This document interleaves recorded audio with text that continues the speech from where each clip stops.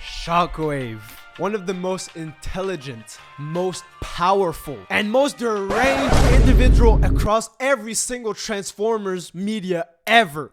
Like, I'm not even exaggerating. This absolute maniac of a robot is genuinely terrifying. He makes Adolf Hitler look like a not cool dude. I'm not even joking. If you can think of a war crime, don't think. Just know he did it. And I'm not gonna go over everything he did because we would be here for an unhealthy amount of time. I'm talking hours. But anyways, let's get straight to it. Oh my mama, we lit.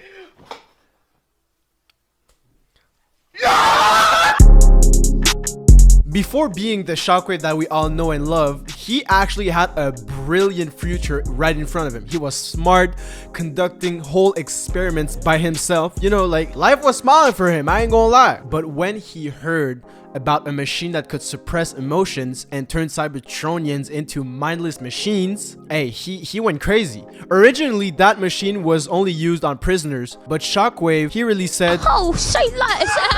and he used it on himself, and the lack of emotion got turned into one thing: logic. And that's where everything fell apart. In the Marvel continuity, yes, the actual Marvel, this absolute freak casually suspended dead Autobot in his lab like trophies. And y'all want to know what happened to that one guy who managed to survive? Yeah, he got split in two. Shockwave really used him as his own pistachio. Like, bro, chill. Not only that, but he smoked Optimus Prime, my goat, and he decapitated him just to harness the power of the matrix of leadership. Like, are you for real? And it's not like he killed like a random Autobot to harness his power. No. He picked the leader of the Autobots. Don't ask me how he did it, cause I don't know. But there's one thing I know, is that if it was Bayverse Prime,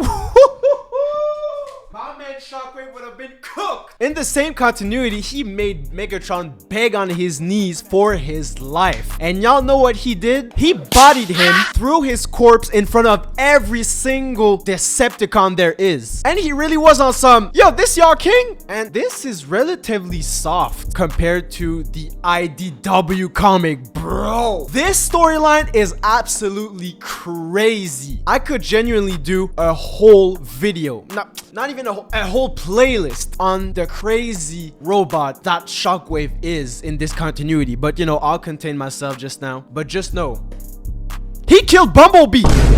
And not only him, he killed Knockout, Jolt, Toon Runner, Alita 1. Like, bro, are you for real? Shockwave, do you need a hug or something? Like, bro, are you okay? But he's not even done. He once established a body trafficking network. Like, oh my serious? Gosh. Like, okay, Epstein, I'll stop bothering you. And where were all these organs were going, you might ask? Straight to bro's lab. And it doesn't even stop there. He built his own army with the parts that he was getting on whatever the name of the planet was called. I'm gonna ask you one question, bro. Who is your ops? I feel like every time I see him on screen, he's building some kind of army. Transformers Prime, Bayverse, War for Cybertron. Bro, who are you going to fight? Doomslayer? Alright, bro, moving on. In Transformers Prime, he casually resurrected an extinct species called the Predacons. And he basically used it as his personal pet to hunt Autobots. Like, why does... Bro. Oh my gosh. Bro, this man's Shockwave is crazy. Why do you take such extreme measures just for a simple goal? Like, bro, even Megatron, leader of the Decepticon, one of the most fearless Transformers ever known across the universe. And look at him. You know you're in the wrong when even Megatron, the embodiment of evil himself, is scared of you. I'm telling y'all, Shockwave's a demon. I mean, I wouldn't expect less from someone whose alternate form is a literal gun. Like, I'm just saying. In the Fall of Cybertron comic, Robo Epstein managed to catch Grimlock lacking and started torturing him by hooking every single one of his body parts and started flaying him piece by piece while breaking his mind. Freaky looking eye. Like, this deranged deranged man always goes out of his way just to prove that he can be more insane than last time. Like, genuinely. There's this one time the Transformers had a crossover with My Little Pony. First of all, before we even go into Shockwave atrocities, I just want to know what the person who brought this idea up in the meeting smoked right before. Cause what is this? Transformers and My Little Pony? It's like as if I went to Marvel and said, hey, y'all, I have the idea of the century. The Avengers versus Paw Patrol. Hey, $1 billion idea. Who's with me? Shut your no one. My fault.